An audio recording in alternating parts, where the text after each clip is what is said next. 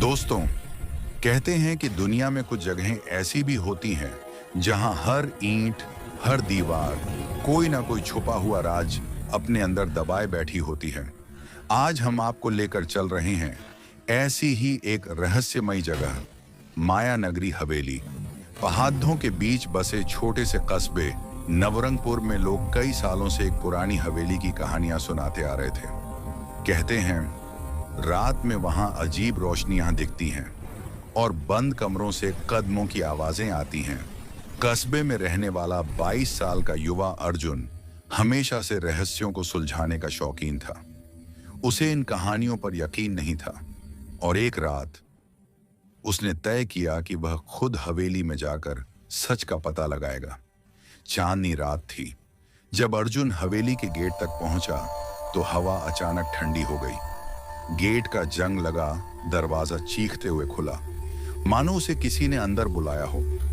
अर्जुन ने जैसे ही अंदर कदम रखा, सूखे पत्तों का एक बड़ा झोंका हवा में उड़ा और सामने एक पुराना लकड़ी का झूला अपने आप हिल रहा था। अर्जुन की धड़कनें तेज हो गईं, पर वह आगे बढ़ा।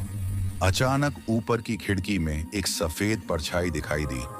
अर्जुन ने टॉर्च का फोकस किया, लेकिन खिड़की बिल्कुल खाली थी। क्या वह भ्रम था या कोई उसे देख रहा था? अर्जुन अंदर पहुंचा। बड़ी बड़ी पेंटिंग्स दीवारों पर टंगी थीं, जैसे उन सब की आंखें अर्जुन को पीछा कर रही हों। हॉल के बीच एक पुराना पियानो रखा था, धूल से भरा, टूटा हुआ। तभी टुन टुन पियानो की एक कुंजी अपने आप बज उठी। अर्जुन घबराया, लेकिन अगले कमरे में चला गया। कमरे में एक पुरानी लकड़ी की टेबल थी, जिस पर एक मोटी डायरी पड़ी थी।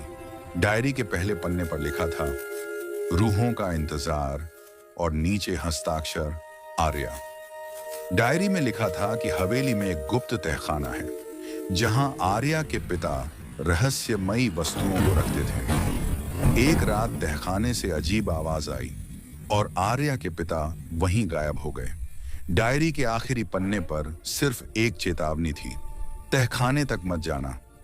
अर्जुन डर चुका था, पर जिज्ञासा उसे रोक नहीं पाई। वह उसी रास्ते की ओर गया जहां उसे एक छुपा हुआ दरवाजा मिला। उसने दरवाजा खोला और एक ठंडी हवा का तेज झोंका बाहर आया, जैसे कोई भीतर से भाग रहा। तहखाने के भीतर इतनी घोर अंधेरा था कि टॉर्च की रोशनी भी कमजोर लग रही थी।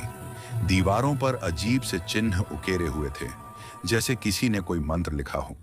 अचानक अंधेरे में एक हल्की सी सफेद रोशनी दिखी और वह धीरे धीरे एक लड़की की आकृति में बदलने लगी। वह आर्या थी। उसका चेहरा डरावना नहीं, बल्कि दुख से भरा हुआ था। आर्या ने कहा, मैं तुम्हें नुकसान नहीं पहुंचाना चाहती, मैं यहां फंसी हुई हूं। आर्या ने दीवार पर बने एक चमकते प्रतीक की ओर इशारा किया। इसे मिटा दो, यही मुझे बांध कर रखता है। अर्जुन ने एक पत्थर उठाया और उस प्रतीक को तोड़ने लगा। दीवार हिलने लगी और चारों ओर तेज रोशनी फैलने लगी। प्रतीक टूटते ही हवेली में एक गूंज उठी, लेकिन वह इंसान की आवाज नहीं थी। रोशनी के बीच आर्या की आत्मा धीरे धीरे गायब होने लगी। उसने आखिरी बार मुस्कुराकर कहा, धन्यवाद। अगली सुबह अर्जुन हवेली के बाहर जागा। हवेली अब शांत थी, पहले जैसी डरावनी नहीं। लोगों ने पूछा, क्या हुआ वहां? अर्जुन ने बस इतना कहा, अब हवेली में कोई रहस्य नहीं, सिर्फ शांति है।